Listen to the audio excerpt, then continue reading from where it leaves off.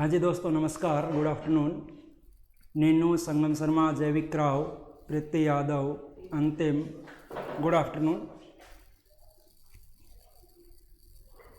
चलिए टॉपिक की बात कर लेते हैं। काफ़ी सारे कैंडिडेट लाइव आ चुके हैं, बाकी आने वाले आते रहेंगे। तो देखिए टॉपिक जो आपका चल रहा था आरटी 2009, राइट टू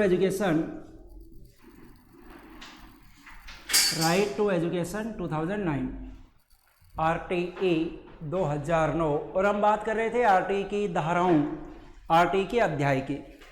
आपको ये बताया गया था कि आरटीई में भाई कुल मिलाकर 7 अध्याय हैं, 38 धाराएं हैं, जिनमें से हमने 3 अध्यायों की बात कर ली थी। तीसरा अध्याय जिसमें धारा 6 से लेकर धारा 11 तक का हमने जिक्र किया था। एक बार हल्का सा मात्र 2 मिनट में रिवाइज कर रहा हूँ। जो पहला अध्याय था जिसमें 2 धाराएं थी, धारा पहली और दूसरी। दूसरे अध्याय में 3 धाराएं थी, तीसरी, चौथी और 5वीं। और तीसरे अध्याय में धारा थी 6 से लेकर 11 तक। अब हम बात करते हैं आरटीई का अध्याय 4। मैंने आपको ये बताया था कि आरटीई का जो अध्याय 4 है वो आरटीई का सबसे बड़ा अध्याय है, यानी इसमें सबसे अधिक धाराएं हैं। कहाँ से लेकर कहाँ तक भाई? धारा 12 से लेकर 28 तक। इसमें आपको पढ़ना है कि 12 से लेकर 28 तक सबसे बड़ा अध्याय है। एग्जाम की दृष्टि से सबसे इंपॉर्टेंट अध्याय है, सबसे महत्वपूर्ण अध्याय है। एग्जाम में सबसे अधिक जो प्रश्न पूछे जाते हैं वो इसी अध्याय से पूछे जाते हैं, धारा 12 से लेकर धारा 28 तक। क्या है देखिए धारा 12 से धारा 28 तक। हाँ भाई प्रवीण, गुड आफ्टरनून। देखिए 12 से लेकर 28 तक क्या दिया गया है इस अध्याय में? इस अध्याय में है भाई विद्यालय व जो एक विद्यालय होगा, जो विद्यालय के जो शिक्षक होंगे, उन विद्यालय और शिक्षक के कार्य व दायित्व, यानी विद्यालय के क्या कार्य रहेंगे, क्या दायित्व रहेंगे, और विद्यालय में टीचिंग करवाने वाले जो शिक्षक हैं उनके क्या कार्य रहेंगे, उनके क्या दायित्व रहेंगे। इस बात का जो वर्णन मिलेगा वो आपको मिलेगा अध्याय 4 में। बिल्कुल शीतल यादव, नगेंद्र यादव, गुड आफ्टरनून। तो देखिए एक एक धारा से भाई मैं पढ़ाना शुरू करूं, ध्यान से समझते हुए चलना। केवल आपको समझना है, लिखना नहीं है, केवल आप समझते हुए चलेंगे। शुरू करते हैं हम धारा 12 से। देखिए 12वीं धारा से हम शुरू करें। 12वीं धारा में क्या कहा गया, एक एक धारा को समझते हुए चले। मैंने बताया 12 से लेकर 28 तक की धाराएं आपको यहाँ पर पढ़नी है। तो जो 12वीं धारा है, इस 12वीं धारा में ये बताया गया है कि जो भी अभावग्रस्त बालक है, अभावग्रस्त बालक की परिभाषा कल मैंने आपको बता दी थी कि अभावग्रस्त बालक हम किसे कहेंगे? जिनकी परिवार की वार्षिक आय 2.5 लाख रुपए से कम है, जिनके परिवार की एनुअल इनकम 2.5 लाख रुपए, 2.5 लाख रुपए से कम है, वो बालक कहलाएगा अभावग्रस्त बालक। तो भाई 12वीं धारा में ये बात कही गई है कि जो अभावग्रस्त बालक हैं, उन अभावग्रस्त बालकों को ध्यान रखेंगे आप कि उन अभावग्रस्त बालकों को जो निजी स्कूल हैं, जितने भी प्राइवेट स्कूल हैं, उनकी जो प्रथम कक्षा होती है, यानी अभावग्रस्त बालकों को निजी विद्यालय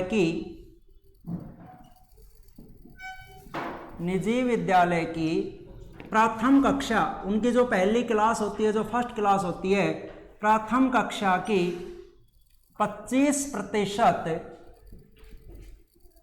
सीटों पर प्रवेश दिया जाएगा। ये बात कही गई है धारा 12 में कि जो अभावग्रस्त बालक हैं, उन अभावग्रस्त बालकों को जो भी जितने भी प्राइवेट स्कूल हैं, उन प्राइवेट स्कूलों में जो फर्स्ट क्लास होती है, उस फर्स्ट क्लास में मान लीजिए अगर 100 सीट है, तो 100 में से 75 सीटें वो निजी स्कूल फीस लेकर पढ़ाएंगे 75 बालकों को, लेकिन 25 बालकों को, अभावग्रस्त बालकों को फ्री में एडमिशन देना है, आरटीई के तहत एडमिशन देना है।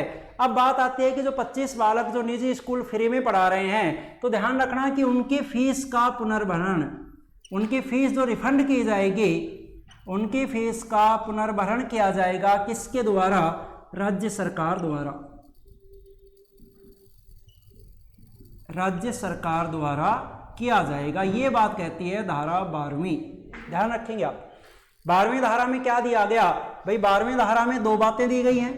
पहली बात यह है कि जितने भी अभावग्रस्त बालक हैं, उन अभावग्रस्त बालकों को किसी भी निजी स्कूल में, किसी भी प्राइवेट स्कूल में पहली क्लास के 25% सीटों पर एडमिशन दिया जाएगा। और प्राइवेट स्कूल भी एक तरीके से बालकों से किसी प्रकार का शुल्क नहीं लेंगे, बल्कि जिन बालकों को फ्री में एडमिशन दिया गया है उन बालकों की फीस प्राइवेट स्कूलों को रिफंड की जाएगी। किसके द्वारा की जाएगी? स्टेट गवर्नमेंट के द्वारा, राज्य सरकार के द्वारा फीस रिफंड की जाएगी। तो आपको समझ में आ गई होगी भाई धारा 12। बस इसमें आप केवल एक बात याद रख लें कि प्राथमिक कक्षा की कितने प्रतिशत सीटों पर प्रवेश दिया जाता है, तो वो आपको याद रख लेना है। कितने परसेंट सीटों पर भाई? 25% सीटों पर प्रवेश दिया जाता है। अब मैं बात कर रहा हूं, देखिए धारा 13वीं, धारा 13 इंपोर्टेंट के रूप में मार्क कर रहा हूं मैं इसे, मोस्ट इंपोर्टेंट धारा है, जहां से एग्जाम में कई बार प्रश्न पूछे गए हैं और आगे भी आने की संभावना है। देखिए 13वीं धारा क्या कहती है? 13वीं धारा कहती है कि जब बालक को प्रवेश दिया जाएगा तो प्रवेश पर बालक से कोई फीस नहीं ली जाएगी। यानी बालक को इन 25% सीटों पर जब आप बालक को एडमिशन देंगे तो बालक से कोई फीस नहीं ली जाएगी और साथ में कोई एंट्रेंस एग्जाम तथा कोई प्रवेश परीक्षा नहीं ली जाएगी बालक से। यानी ना आपको बालक से किसी प्रकार की फीस लेनी है और ना किसी प्रकार का बालक से आपको एंट्रेंस एग्जाम लेना है। प्रीति यादव पूछ रहे हैं कि सर पुनर्भरण, देखिए पुनर्भरण जिसे आप इंग्लिश में बोलते हैं रिफंड, मैं आपको ये कह रहा था कि किसी भी प्राइवेट स्कूल की पहली क्लास में अगर मान लीजिए 100 बच्चे हैं तो 100 में से 25 बच्चों को RTE के तहत फ्री में एडमिशन देना होगा। यानी उन 25% बच्चों के पेरेंट्स से स्कूल कोई भी फीस नहीं लेगा। तो फिर फीस कौन देगा उसे? तो फीस कौन देगा? स्टेट गवर्नमेंट उन बालकों की फीस का पुनर्भरण करेगी। यानी स्टेट गवर्नमेंट उन 25% बालकों की फीस उस प्राइवेट स्कूल को देगी, वहां से उन्हें रिफंड मिल जाएगा। तो बताइए प्रीति यादव, समझ में आया नहीं आया?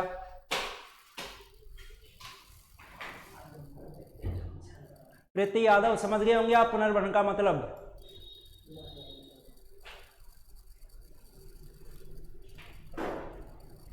चलिए अगली धारा में आपको बता रहा हूं कि जब इन 25% सीटों पर बालकों को प्रवेश दिया जाएगा तो प्रवेश के समय बालक से कोई फीस नहीं ली जाएगी और कोई किसी प्रकार का एंट्रेंस एग्जाम नहीं लिया जाएगा, कोई किसी प्रकार की प्रवेश परीक्षा नहीं ली जाएगी।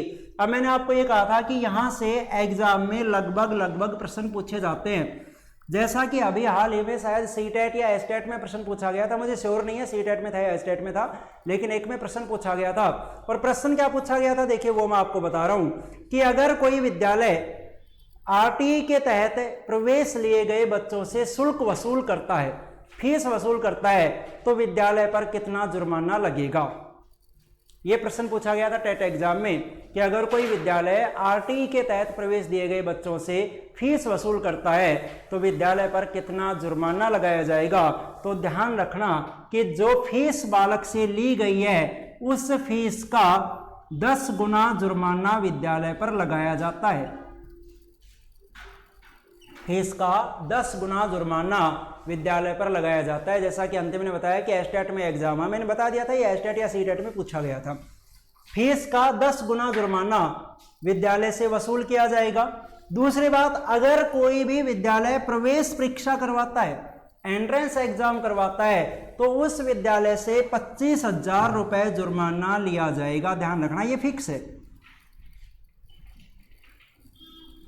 अब आप दोनों चीजें समझ गए होंगे धारा 13 में क्या कहा गया। 13वीं धारा में यह कहा गया है कि जब RTE के तहत 25% सीटों पर बालकों को एडमिशन दिया जाएगा, प्रवेश दिया जाएगा, तो उनसे किसी प्रकार की कोई फीस नहीं ली जाएगी। अगर कोई विद्यालय बालक से फीस लेता है तो जितनी फीस ली है उसका 10 गुना जुर्माना विद्यालय पर लगेगा। और अगर कोई विद्यालय बालक से एंट्रेंस एग्जाम लेता है, प्रवेश परीक्षा लेता है, तो विद्यालय पर 25,000 रुपए का जुर्माना लगेगा। आपको ध्यान क्या रखना है एग्जाम के लिए? आपको ध्यान ये रखना है कि कितना जुर्माना लिया जाता है। अगर वो बात करें कि फीस का कितना गुना, तो फीस का 10 गुना जुर्माना लिया जाएगा। अगर वो आपसे ये पूछता है कि प्रवेश परीक्षा पर कितना जुर्माना लगता है, तो ध्यान रखेंगे प्रवेश परीक्षा पर 25,000 रुपए का जुर्माना लिया जाता है। तो बताइए जल्दी से धारा 13वीं में आपको कोई भी कंफ्यूजन है तो? अगर 13वीं धारा में आपको कुछ भी पूछना है तो जल्दी से आप मुझे कमेंट करें।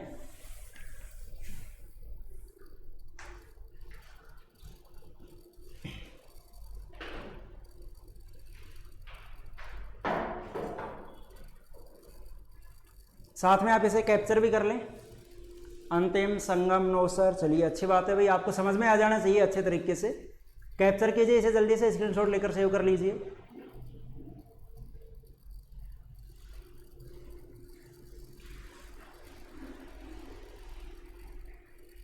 चलिए भाई आगे 14वीं धारा के बारे में बात करें। प्रीति यादव नो सर, चलिए बहुत अच्छी बात है, आपको समझ में आ जाना चाहिए, मेन बात ये है। और मैं उसी हिसाब से लेकर चल रहा हूँ आरटी के टॉपिक को, क्योंकि मेन टॉपिक है, इंपॉर्टेंट टॉपिक है। और आप मानकर चलें सीटेट, रिट और एस्टेट में लगभग 1 से 2 प्रश्न यहाँ से जरूर पूछे जाते हैं। 1 से 2 प्रश्न निश्चित रूप से पूछे जाएंगे। और कंपटीशन एग्जाम है भाई, आप मान लीजिए कि एक तरीके से खेरीज इकट्ठी करनी है, एक एक प्रश्न इकट्ठा करना है, कहाँ कहाँ से मिलेगा। तो चलिए अब हम बात करते हैं, 2 धाराएं हमने पढ़ ली, 12वीं और 13वीं धारा। अब हम बात करते हैं आरटी की धारा 14 के बारे में कि आरटी की धारा 14 में क्या कहा गया है। देखिए बता देता हूं धारा 14 में क्या है। धारा 14 में है कि मैंने आपको ये बताया था कि आरटी 6 से 14 वर्ष तक के बालकों के लिए लागू रहता है। तो सीधी सी बात है कि भाई 6 से 14 वर्ष तक के बालकों के लिए लागू रहता है, तो बालक को अपनी एज का कोई ना कोई सर्टिफिकेट देना होगा, कोई ना कोई एज का सर्टिफिकेट देना होगा कि भाई बालक 6 साल का है, 7 साल का है या फिर 8 साल का है। तो धारा 14 में प्रवेश के लिए जो आयु का सबूत है उनका वर्णन किया गया है। धारा 14 में किसका वर्णन है? प्रवेश के लिए, यानी एडमिशन के लिए आयु का सबूत।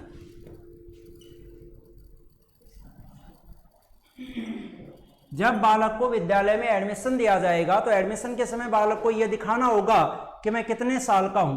क्योंकि कल मैंने आपको यह कहा था, कल आपने एक धारा में पढ़ा था कि बालक को जो एडमिशन दिया जाएगा वो किसके आधार पर दिया जाएगा? वो एज के आधार पर दिया जाएगा, वो आयु के आधार पर दिया जाएगा।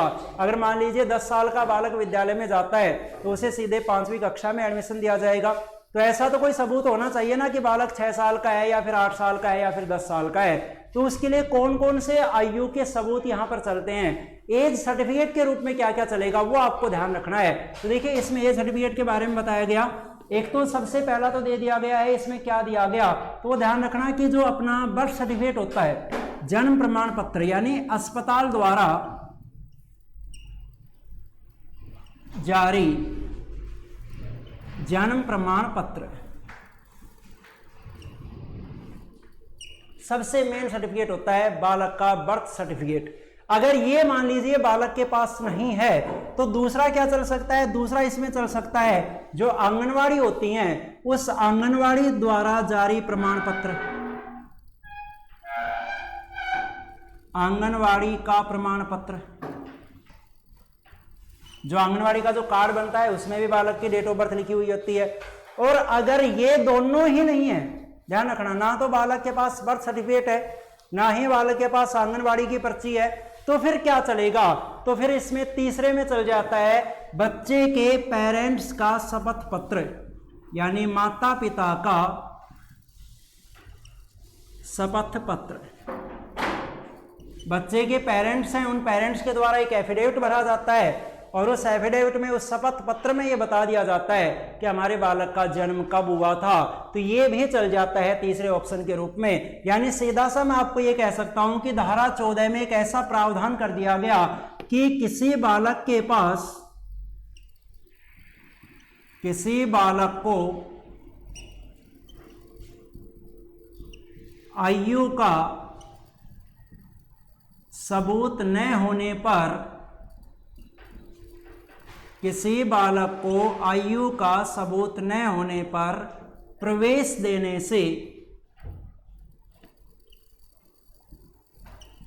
इनकार नहीं किया जा सकता। ये बात आपको कहां मिलेगी? ये बात मिलेगी आपको धारा 14 में। अब ये बात आप समझ गए होंगे कि अगर किसी बालक के पास आयु का प्रमाण पत्र नहीं है, आयु के प्रमाण पत्र कौन से हैं भाई? ये दोनों हैं, या तो अस्पताल द्वारा जारी बर्थ सर्टिफिकेट होना चाहिए या फिर आंगनवाड़ी का सर्टिफिकेट होना चाहिए। ये दोनों क्या है? बालक के लिए आयु के सबूत हैं। अगर किसी बालक के पास इन दोनों में से कोई भी आयु का सबूत नहीं है तो आयु का सबूत न होने पर उसे प्रवेश देने से मना नहीं किया जा सकता, क्योंकि बालक के माता पिता द्वारा दिया गया शपथ पत्र भी वहां पर चल जाता है। इसका मतलब क्या हो गया कि किसी भी बालक को प्रवेश देने से आप मना नहीं कर सकते, क्योंकि लास्ट ऑप्शन है वो है बालक के पेरेंट्स का एफिडेविट। बालक के पेरेंट्स द्वारा भरा गया जो एफिडेविट होता है वो यहाँ पर चल जाता है। तो सीधा सा आप ये समझ जाएं कि धारा 14 के तहत ये प्रावधान किया गया है कि किसी भी बालक को आयु का सबूत न होने पर उसे प्रवेश देने से इनकार नहीं किया जा सकता। ये वही आपकी धारा 14। तो इसे भी आप विशेष रूप से ध्यान रख लेंगे, कैप्चर कीजिए, और कोई भी डाउट है तो बताइए।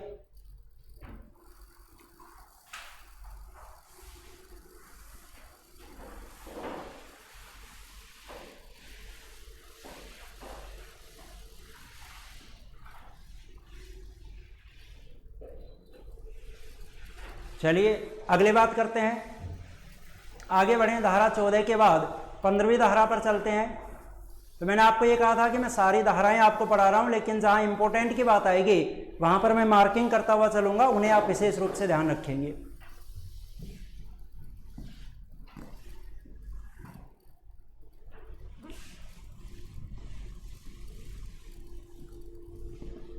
देखिए बात करते हैं धारा 15वीं। आरटी की धारा 15। धारा 15 में क्या है? धारा 15 में तिथि का विस्तारण है।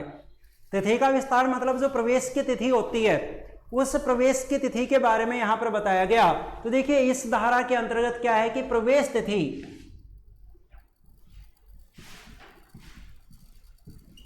प्रवेश तिथि 31 सितंबर तक होगी। यह बात कही गई है धारा 15 में, 31 सितंबर तक होगी। प्रवेश तिथि को ध्यान रखना वो कब तक रहेगी, यानी आरटी के तहत जो निःशुल्क सीटों पर जो प्रवेश दिया जाता है, जो फ्री सीटों पर जो प्रवेश दिया जाता है, वो प्रवेश कब तक दिया जाएगा? तो वो दिया जाएगा कब तक दोस्तों?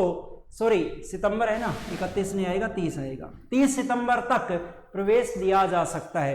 30 सितंबर उसकी लास्ट डेट होती है। इसके अलावा प्रावधान ये है कि अगर पूरे साल में कभी भी बालक को प्रवेश देना पड़े तो उसके लिए भी इनकार नहीं किया जाएगा। यानी मेन जो डेट है, जो लॉटरी जो निकाली जाती है, उस लॉटरी की डेट होती है 30 सितंबर तक। इसके अलावा यदि पूरे साल में बीच में भी अगर कोई बालक आता है तो भी उसे प्रवेश देने से इनकार नहीं किया जा सकता। अब आप मेरे कहने का मतलब समझ गए होंगे कि अगर मान लीजिए एक विद्यालय की प्राइमरी क्लास में अगर 100 सीट हैं तो 100 में से 25 सीटों पर जो एडमिशन दिया जाएगा वो एडमिशन कब तक दिया जाएगा? वो 30 सितंबर तक दिया जाएगा। अगर मान लीजिए उनमें कोई सीट खाली रह जाती है और 30 सितंबर के बाद भी अगर कोई बालक आता है तो बाद में भी उसे एडमिशन दिया जा सकता है, बाद में भी प्रवेश दिया जा सकता है। तो फिलहाल आप जो ध्यान रखेंगे वो ध्यान आपको क्या रखना है? डेट याद रखनी है कि प्रवेश की जो अंतिम तिथि होती है वो कब तक होती है? वो होती है 30 सितंबर तक। ये बात कही गई है धारा 15 में। अब मैं बात कर रहा हूं, देखिए धारा 16। 16वीं धारा के बारे में अगर मैं बात करूं तो 16वीं धारा में यह कहा गया है कि बालक को, किसी भी बालक को 8वीं कक्षा तक फेल नहीं किया जाएगा। 8वीं कक्षा तक किसी भी बालक को फेल नहीं किया जाएगा, किसी भी बालक को अनुत्तीर्ण नहीं किया जाएगा। यानी बालक चाहे पढ़े या ना पढ़े लेकिन उसे हमें अगली क्लास में प्रमोट करना जरूरी है। आप 8वीं क्लास तक आप किसी भी बालक को फेल नहीं कर सकते। ये बात कही गई भाई धारा 16 में। धारा 17-21 में तो मुझे ज्यादा समझाने की आवश्यकता नहीं है। धारा 16 आप समझ गए होंगे कि 8वीं क्लास तक किसी भी बालक को फेल नहीं किया जा सकता। धारा 17वीं में क्या है? धारा 17वीं में दिया गया है कि बालक को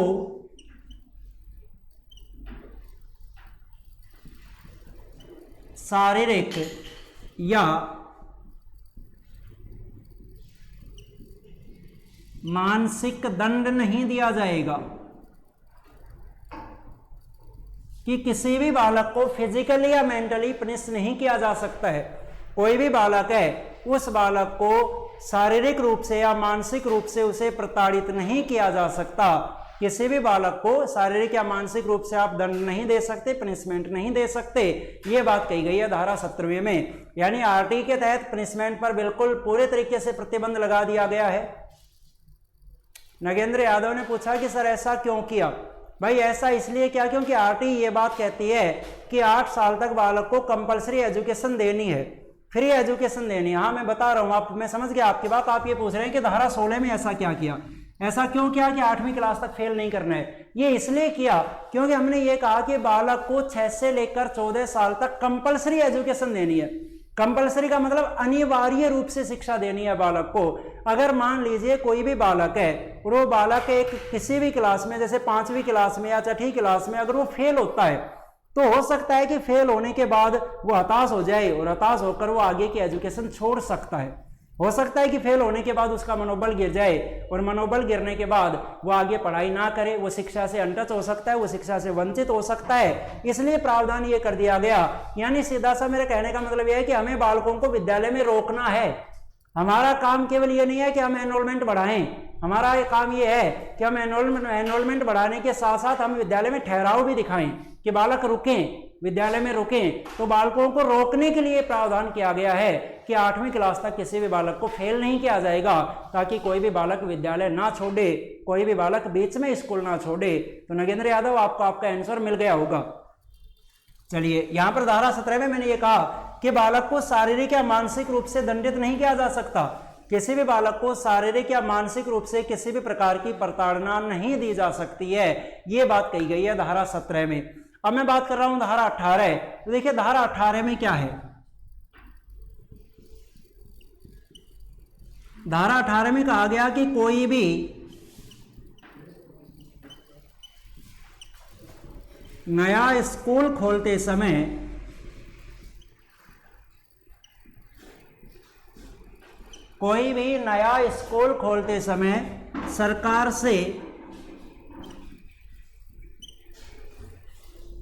सरकार से मान्यता लेना जरूरी है।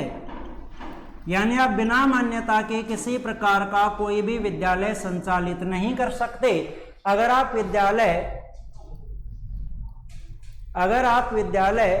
संचालित करना चाहते हैं, तो कोई भी नया स्कूल खोलते समय आपको सरकार से मान्यता लेना जरूरी होगा, आपको सरकार से एफिलिएशन प्राप्त करना बहुत जरूरी है। ये बात कही गई है धारा 18 में। नगेंद्र यादव ने पूछा कि जब बालक को फेल भी नहीं करना है और उसे मारना पीटना भी नहीं है, यानी उसे पनिशमेंट भी नहीं देना है, तो फिर उनको पढ़ाएं कैसे, ये पूछ रहे नगेंद्र यादव। देखिए आपने साइकोलॉजी पढ़ी है, आप टॉपिक जब अधिगम का पढ़ते हैं, अधिगम का मतलब क्या होता है, सीखना और सिखाना। जब आप अधिगम का टॉपिक पढ़ते हैं, नहीं पढ़ा है तो आगे पढ़ा दूंगा, अधिगम के टॉपिक में आप ये बात देखते हैं कि अगर आप बालक को सिखाना चाहते हैं, तो चाहे कैसा भी बालक हो, लेकिन सबसे पहले आपको 3 नियमों पर ध्यान देना होगा, जिसमें सबसे पहला नियम आता है रुचि का नियम। जरूरी है कि आप बालक में सीखने के प्रति इंटरेस्ट क्रिएट करें। आपने कथन पढ़ा होगा ना थॉर्नडाइक का, कि आप घोड़े को तालाब के पास ले जा सकते हैं लेकिन आप उसे पानी नहीं पिला सकते। भाई आपका दायित्व है कि आप घोड़े को तालाब के पास ले तो जाएंगे, लेकिन वो पानी तो तभी पिएगा ना जब उसका स्वयं का इंटरेस्ट होगा। तो आपने कहा कि उनको पढ़ाएं कैसे, तो आपका टीचर का सबसे पहला काम क्या होता है। भाई टीचर का सबसे पहला काम यही होता है कि वो बालकों में इंटरेस्ट क्रिएट करे, वो बालकों में रुचि जागृत करे पढ़ने के लिए। आपने डेली लेसन प्लान बनाए हैं, डेली लेसन प्लान में जो सबसे पहला पद हुआ करता प्रस्तावना, वो प्रस्तावना पद बनाने का मतलब क्या था, वो इसीलिए हुआ करता कि बालकों में इंटरेस्ट क्रिएट हो जाए।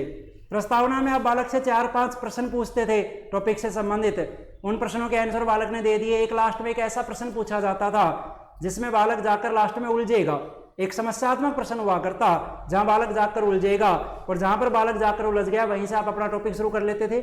उससे क्या हुआ, बालक में इंटरेस्ट क्रिएट हो गया, बालक में रुचि जागृत हो गई कि सर ने मेरे से 5 प्रश्न पूछे, 4 का आंसर मैंने बता दिया, यानी एक मुझे नहीं आया तो ये भी मुझे जानना है।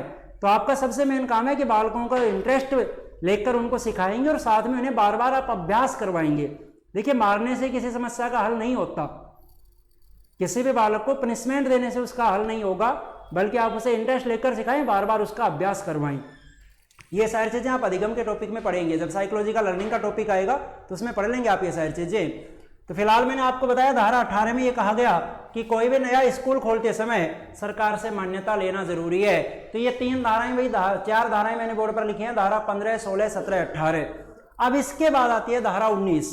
धारा 19 में क्या दिया गया, विद्यालय के मानक।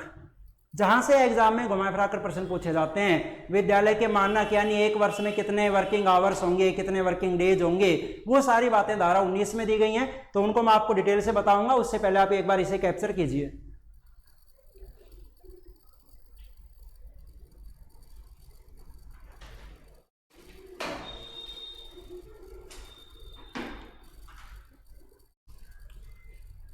चलिए भाई, अब हम बात करते हैं धारा 19 के बारे में। एक मोस्ट इंपोर्टेंट धारा की हम यहां पर बात कर रहे हैं।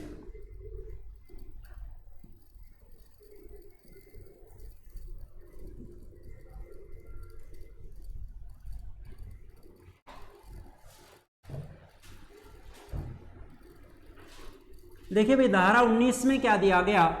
धारा 19 में दिया गया विद्यालय के मानक। जो विद्यालय के मानक हैं, उन विद्यालय के मानकों का जो वर्णन किया गया है वो धारा 19 में किया गया है। मोस्ट इंपोर्टेंट धारा है, ध्यान रखना। क्या क्या मानक इसमें दिखाए गए? देखिए, एक तो विद्यालय में क्या क्या होना चाहिए भाई। विद्यालय का खुद का एक भवन होना चाहिए, खुद की बिल्डिंग होनी चाहिए, खुद का प्लेग्राउंड होना चाहिए, जितने भी सहायक सामग्री है वो होनी चाहिए, एक लाइब्रेरी होनी चाहिए, एक लैब होनी चाहिए। ये तो सारी बेसिक बातें हैं, ये तो मुझे लिखने की आवश्यकता नहीं है, ये तो मुझे लिखने की आवश्यकता नहीं है। अंतिम ने पूछा थॉर्नडाइक के लॉज में भी है। हाँ, ये मैं जो आपको बता रहा था, ये थॉर्नडाइक के ही नियम है, ये थॉर्नडाइक के लॉ है। Law of interest, law of revision, रुचि का नियम, तत्परता का नियम जिसे हम कहते हैं, या फिर अभ्यास का नियम, ये सारी बातें आप थॉर्नडाइक के टॉपिक में पढ़ लेंगे आप आगे चलकर। तो फिलहाल आप यहाँ फोकस कीजिए। विद्यालय के मानक में मैंने आपको बताया कि विद्यालय की खुद की बिल्डिंग होनी चाहिए, प्लेग्राउंड होना चाहिए, लाइब्रेरी होनी चाहिए यानी पुस्तकालय होना चाहिए, और एक लैब यानी प्रयोगशाला होनी चाहिए। इसके अलावा क्या क्या होगा? तो देखिए, मैं दो लेवल पर बात कर रहा हूं। एक लेवल आपका रहेगा प्राथमिक स्तर, प्राइमरी लेवल, और एक आपका रहेगा उच्च प्राथमिक स्तर।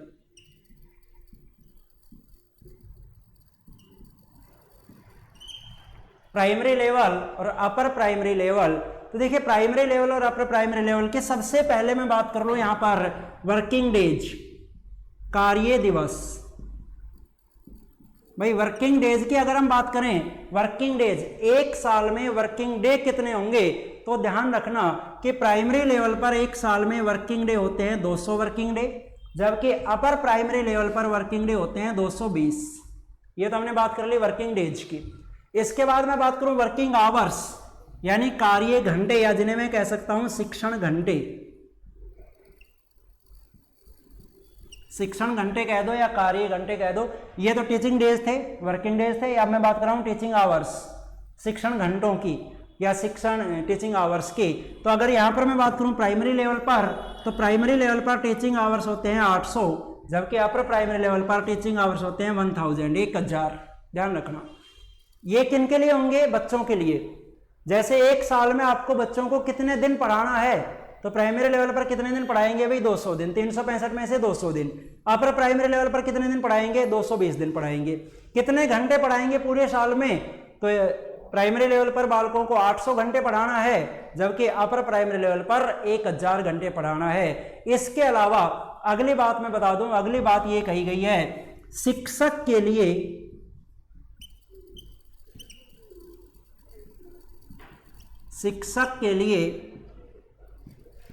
प्रति सप्ताह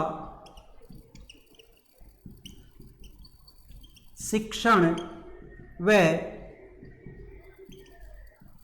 तैयारी के घंटे। याद रखना, शिक्षक के लिए प्रति सप्ताह शिक्षण व तैयारी के घंटे कितने होंगे? तो अगर मैं बात करूं प्राइमरी लेवल की, तो प्राइमरी लेवल पर होंगे 45 घंटे, और अगर अपर प्राइमरी की बात करूं तो यहां हो जाएंगे आपके 48 घंटे। तीन चीजें मैंने आपको बताई हैं विद्यालय के मानक जो धारा 19 में दिए गए हैं। तीनों का आप याद रखेंगे कि एक टीचर के लिए पर वीक प्राइमरी लेवल पर कितने घंटे दिए जाएंगे? टीचर को 45 घंटे दिए जाएंगे। उन 45 घंटों में शिक्षण भी शामिल होगा और अपनी तैयारी भी शामिल होगी। शिक्षण और तैयारी के लिए कितने घंटे दिए जाएंगे? 45 घंटे, जबकि अपर प्राइमरी लेवल पर कितने घंटे दिए जाएंगे? 48 घंटे टीचर को। ये 45 और 48 ये तो है भाई टीचर के लिए, और ये है बच्चों के लिए कि कितने वर्किंग डे होंगे एक साल में? तो 200 और 220। वर्किंग आवर्स कितने होंगे? 800 और 1000। टीचर के लिए पर वीक घंटे कितने होंगे? तो पर वीक 45 और 48। आरपीएससी का पीजीटी एग्जाम हुआ था 2016 में। फर्स्ट पेपर में पहला प्रश्न डाल रखा था कि एक टीचर को प्रति सप्ताह, एक अध्यापक को प्रति सप्ताह कितने घंटे दिए जाते हैं। उसमें ऑप्शन बना दिए 45 शिक्षण के घंटे, एक ऑप्शन 45 तैयारी के घंटे और एक ऑप्शन था 45 शिक्षण व तैयारी के घंटे। तो ध्यान रखना कि इन 45 घंटों में शिक्षण और तैयारी दोनों चीजें शामिल है। जो प्राइमरी लेवल पर 45 घंटे होते हैं और अपर प्राइमरी लेवल पर 48 घंटे होते हैं। तो कैप्चर कीजिए भाई आप इसे। यह है आपकी धारा 19।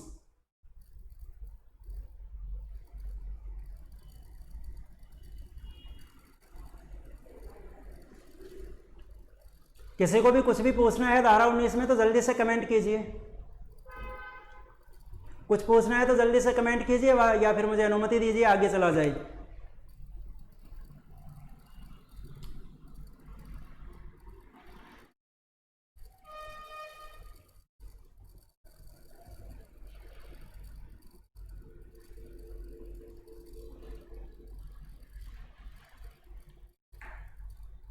Nagendra Yadav, no sir. यार आपके कमेंट बहुत ज़्यादा लेट आते हैं, आपको नहीं लगता ऐसा?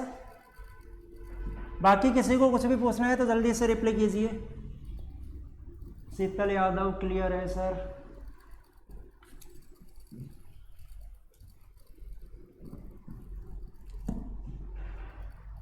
जैविक क्राउ, नो सर। चलिए तो भाई अगली धारा पर चले। अब देखिए अगली धारा की मैं बात कर रहा हूँ, धारा 20। तो धारा 20 में क्या कहा गया है, वो धारा 20 आपको शॉर्ट में बता देता हूं। धारा 20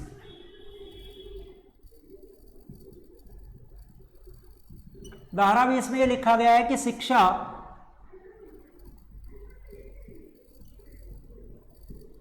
समवर्ती सूची का विषय है।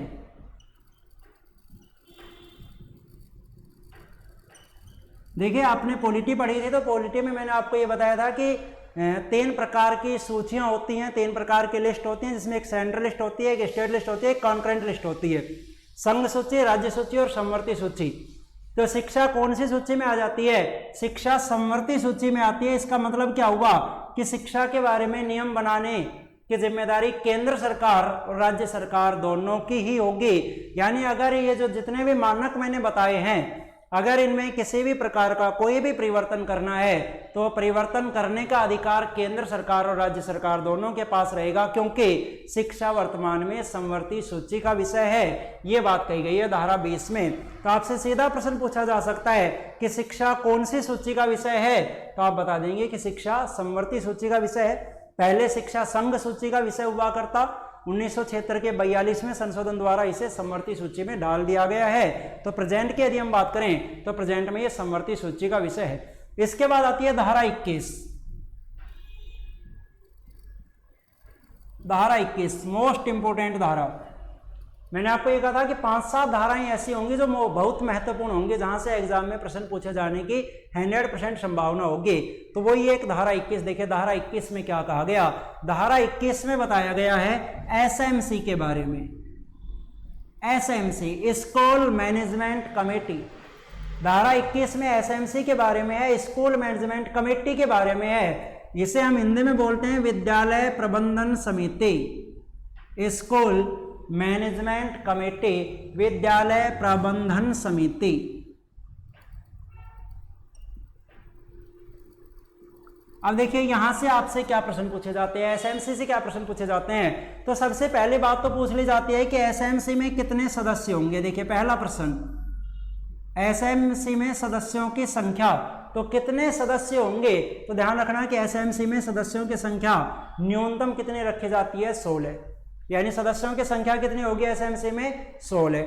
दूसरी बात कि एसएमसी में जो 16 मेंबर होते हैं, इन 16 मेंबर में से टोटल जो मेंबर होते हैं इनमें से 75%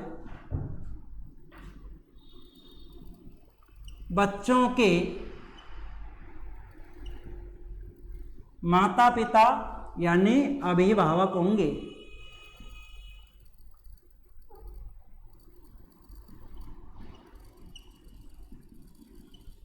जैसे 16 मेंबर हैं अगर एसएमसी में, तो 16 का जो 75% जो भी संख्या आएगी वो आप देख लेंगे। 75% बच्चों के माता पिता होंगे बाकी विद्यालय का स्टाफ हो सकता है या गांव के लोग हो सकते हैं। इसके अलावा एसएमसी में जितने टोटल मेंबर हैं उनका 50%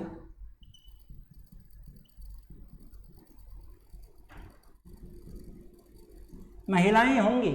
जैसे अगर 16 मेंबर रखे गए हैं तो 16 में से 8 महिलाएं होंगी और 8 पुरुष होंगे। एसएमसी में अगर 16 मेंबर हैं तो 16 में से भाई 8 महिलाएं होंगी और 8 पुरुष होंगे। यानी ध्यान रखना, देखिए यही दोनों प्रश्न एग्जाम में बार बार पूछता है एसएमसी को लेकर कि एसएमसी में बच्चों के पेरेंट्स की संख्या कितनी होती है। तो पेरेंट्स की संख्या कितनी होती है, कुल सदस्यों का 75%। अगर ये पूछा जाए कि एसएमसी में महिलाओं की संख्या कितनी होती है तो कुल सदस्यों का 50%। नगेंद्र यादव बता रहे हैं 4 मेंबर। भाई 4 यार, 4 तो 25% हो गया ना, 16 का 25% 4 हो गया, 75% तो 12 हो जाएगा ना। नगेंद्र यादव समझिए चीजों को, मैं ये कह रहा हूं कि 75% बच्चों के पेरेंट्स होंगे। अगर 16 मेंबर हैं तो 16 का 75% कितना होगा, 12। यानी 12 कौन होंगे, 12 तो बच्चों के पेरेंट्स होंगे और 4 कौन बच गए, 4 विद्यालय का स्टाफ बच गया।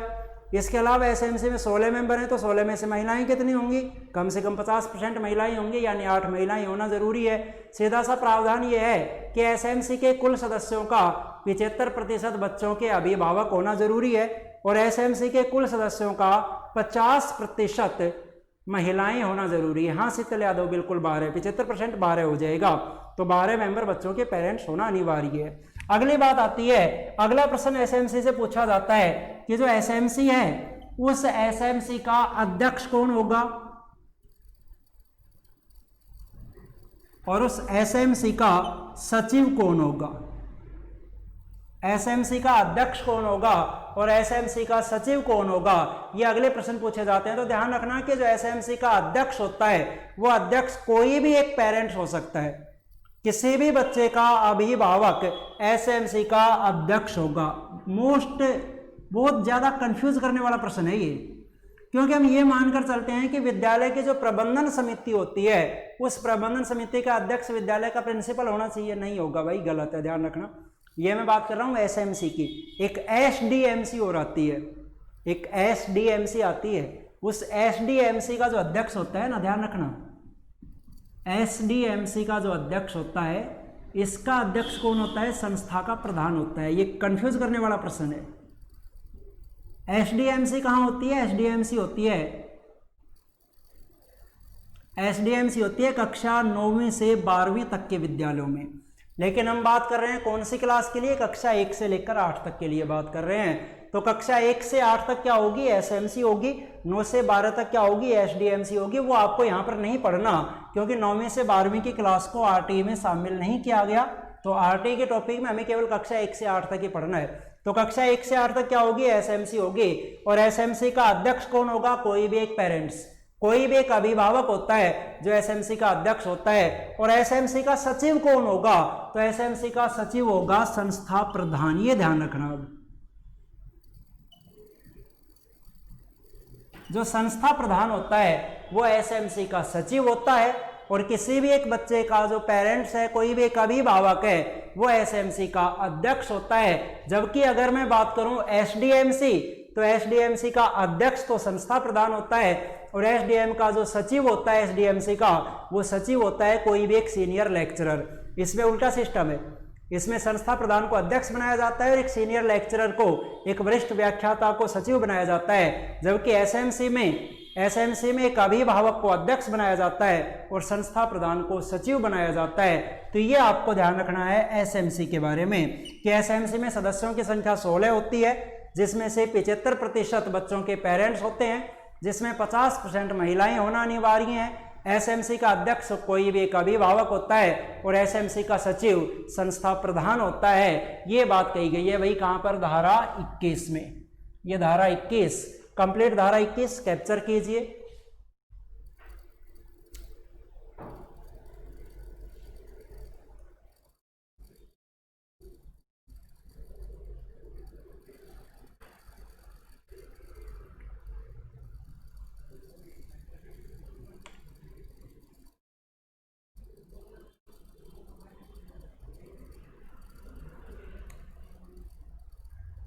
हाँ भाई, आपने कैप्चर इसे कर लिया होगा।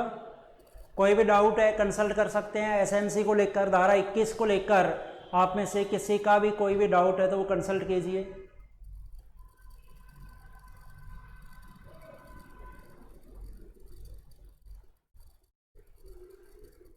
अजीत सिंह सर, ये स्टेनोग्राफर के पेपर के लिए भी इम्पोर्टेंट है क्या? नहीं भाई, कोई ज़रूरी नहीं है। स्टेनोग्राफर के पेपर में ये क्वेश्चन नहीं आते हैं क्योंकि ये टीचर भर्ती का टॉपिक है। टीचर भर्ती के जितने भी एग्ज़ाम होंगे उन हर एक एग्ज़ाम में यहाँ से प्रश्न मिलेंगे। हाँ भाई, किसी को कुछ भी पूछना है तो बता दीजिए। क्लास की 3 मिनट शेष बची हुई है, 2 बजे तक मेरी क्लास है। टॉपिक को अब हम कल आगे बढ़ाएंगे। मैं कुछ एक बातें बता रहा हूँ, उनको ध्यान से सुन लीजिए। पहले तो आपका कोई भी अगर डाउट है तो वो मुझसे कंसल्ट कीजिए।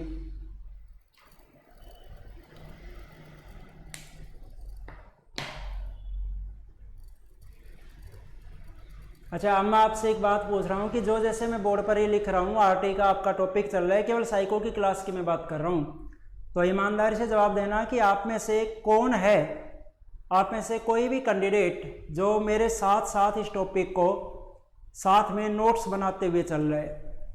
बताएंगे एक बार प्लीज़ मुझे, कौन कैंडिडेट है जो साथ में नोट्स बनाते हुए चल रहा है?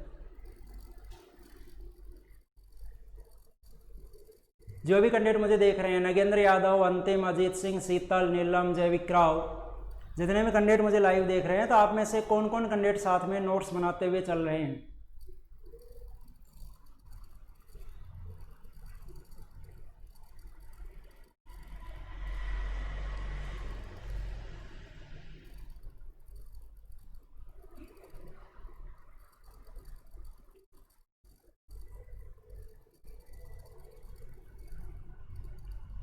शीतल यादव नोट्स बना रहे हैं सर साथ साथ। और कौन बना रहा है भाई? नीलम यादव जी सर।